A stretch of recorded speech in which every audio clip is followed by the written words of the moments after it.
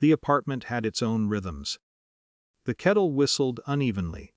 The hallway light flickered before committing. The neighbor upstairs woke before dawn and walked heel first, as if testing gravity. None of it bothered me. Familiar sounds are a kind of trust, you don't have to look up to know what they mean. I was rinsing a mug when the text came in. At my ex's house. He's not doing well. He needs comfort. Don't be insecure. I read it once, then again slower. The punctuation was casual. The confidence absolute. There was no question mark, no estimate of time, no acknowledgement that this might land heavily. It wasn't a confession. It was a directive. I dried my hands on a towel and sat at the table. The chair wobbled the way it always did. I fixed it a month earlier, tightening the screw until it squeaked. I thought, briefly, about tightening things again, asking where, how long, what kind of comfort. I imagined the conversation that would follow: reassurance, deflection, a gentle lesson on maturity. I didn't want that conversation. What I noticed instead was what the text didn't include. No curiosity about how I felt. No awareness that trust, once asked to stretch, needs care. Just a label, insecure, applied in advance, like a warning sign placed to discourage questions. I typed my reply carefully, not because I was angry, but because I wanted it to be true. Take all the time you need. I sent it before my mind could renegotiate. For a moment, nothing happened. The apartment hummed along. The fridge clicked. Outside, a car alarm chirped and stopped. I waited for the familiar pull, an urge to check my phone, to see if there would be a heart emoji, a thank you, a softening. There was nothing. I stood up. Moving out wasn't dramatic, it was procedural. I started with the essentials: wallet, passport, laptop. Clothes folded with more precision than necessary. I left behind the couch blanket she liked, because it felt too intimate to take. I unplugged my phone charger from the outlet by the bed and coiled it neatly, the way I always did. Old habits don't dissolve on command. Every object asked a question I refused to answer. Photos. Books we'd argued about keeping. The plant by the window that leaned toward the light at an angle we'd joked about. I watered it before I left, because leaving didn't require cruelty. I didn't write a note. Anything I put on paper would read like an argument, and I was done negotiating my own clarity. By midnight, my car was packed. I stood in the doorway and looked once, not to memorize but to confirm. The space still looked like us. That would change soon enough. I locked the door and slid the key through the mail slot, metal clinking softly against metal. It felt deliberate.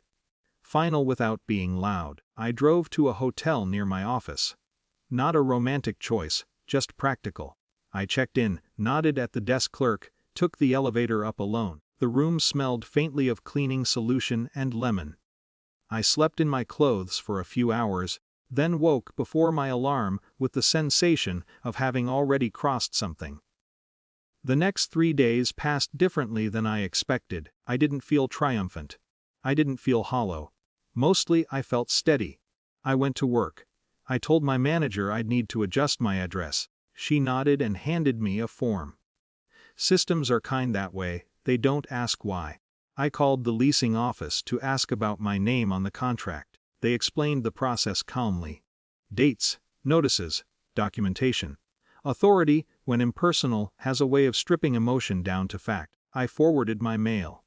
I found a short-term sublet through a colleague who traveled often. I bought a toothbrush and a cheap pillow that smelled like plastic and newness.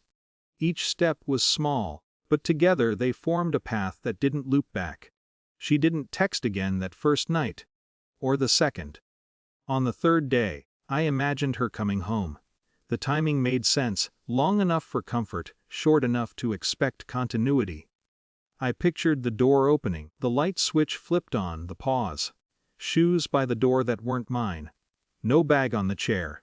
The absence would be clean, undeniable. My phone buzzed mid-afternoon. "Where are you?" I waited before answering, not out of strategy, but to see what I actually wanted to say. "I moved out," I typed. "We'll need to coordinate next steps through the leasing office." The response came fast. "What? Are you serious?" This is insane. Another message followed before I could reply. I told you where I was. I told you not to be insecure. I stared at the word, now stripped of its power. It looked small on the screen. This isn't about insecurity, I wrote.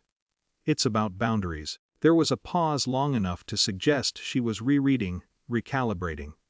So you're just leaving? No conversation. I considered the question. Conversation implies mutual curiosity. This felt like accounting. I didn't want to argue my way into being okay. I replied, I chose to take care of myself. That was the last message I sent that day. Later, when I lay on the unfamiliar bed, the ceiling fan clicking above me, doubt arrived quietly, not as regret but as inventory. Had I overreacted? Had I misread the tone? Was this what growth looked like, or just avoidance dressed up as strength? I let the questions sit without answering them. They didn't demand resolution. They just wanted to be acknowledged. The following week, we met briefly at the apartment with a representative from the leasing office. The presence of a third party changed everything. Voices stayed level. Facts replaced feelings. She looked smaller somehow, not diminished, just startled by the way systems don't bend to narratives. I collected the last of my things. She watched, arms crossed, eyes darting between my hands and the door, as if expecting a pivot. Was it really that bad? She asked, finally. I thought about the text, about the way it had preemptively defined my reaction, about how often comfort had been framed as a resource I was supposed to supply endlessly. It wasn't good, I said, and it wasn't getting better.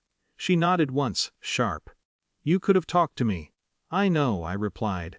I chose not to. We stood there, the apartment echoing around us. I realized then that leaving without confrontation hadn't been about teaching her anything. It had been about stopping the lesson I'd been teaching myself, that love required tolerating erasure.